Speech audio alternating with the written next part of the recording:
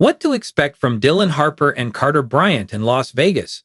Harper will make his debut on Saturday against the Mavs. The NBA Summer League can be a chaotic experience.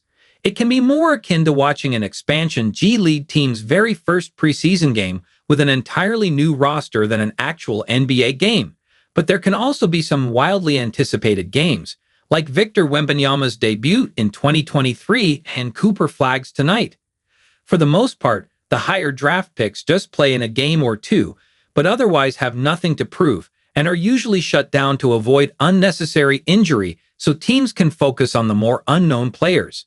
And sometimes they can be exciting too. Just look at some gems the Spurs have uncovered over the years, like Gary Neal, Jonathan Simmons, and possibly a new one to come in this year's California Classic breakout player David Jones-Garcia.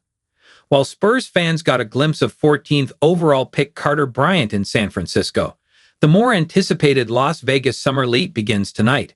Second overall pick Dylan Harper is not expected to play for the Spurs tonight, but he is expected to make his debut on Saturday against the Dallas Mavericks. Assuming Flagg plays, that will be one of those games that you just embrace the chaos of Summer League and have fun while keeping in mind not to take the highs and lows too seriously. With all that in mind, here is what the Ringer has to say about the Spurs and its Summer League preview. Do the Spurs have their final core pieces in place? The Spurs already have a few Summer League games under their belt at the California Classic, but they opted to save Dylan Harper's pro debut for Las Vegas out of an abundance of caution following what the team deemed a minor groin injury.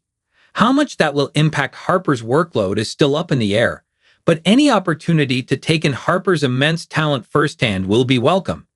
If Flagg was in a tier of his own in the 2025 draft, so was Harper just below him. And if Victor Wembanyama is San Antonio's evolutionary Tim Duncan, Harper might just be its next Manu Ginobili. Harper's run-jump explosiveness is unremarkable, but that's only one piece of the puzzle. The biomechanics experts at P3 graded Harper's deceleration and lateral force production at levels comparable to those of James Harden and Luka Doncic. Some of the most tantalizing gifts at Harper's disposal are his preternatural body control, footwork, and stop-start suddenness. He's an exceptional driver who can split a double out of the pick and roll in his sleep. What'll be interesting to see in Vegas is how the Spurs prioritize his minutes on the floor.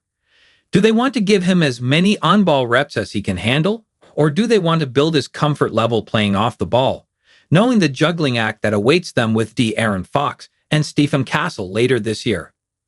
Carter Bryant, the Spurs' other first-round selection, is perhaps Harper's stylistic and situational inverse. The Arizona standout, like past Wildcats Richard Jefferson and Andre Iguodala, is one of the best run-jump athletes in his class. But where Harper was given monumental usage in college, Bryant played exclusively off the ball as a play finisher and a role-agnostic defensive menace. If that's all he projects to be, that's still an integral part of building a team around Wembanyama. But the Spurs know a thing or two about building beyond the base of a 3-and-D archetype. If Bryant has any juice on the ball that was kept hidden at Arizona, we'll know fairly quickly. Speaking of Harper being the next Ginobili, he's off to a good start by being sure to pick the legend's brain every day. While this won't be Harper's debut, the Spurs play the 76ers, also without third overall pick VJ Edgecombe, tonight at 9:00 p.m. CT on ESPN. His anticipated debut against the Mavs will be on Saturday at 3:00 p.m. CT on ESPN. You can see their entire schedule here. What are you hoping to get out of Summer League, Spurs fans?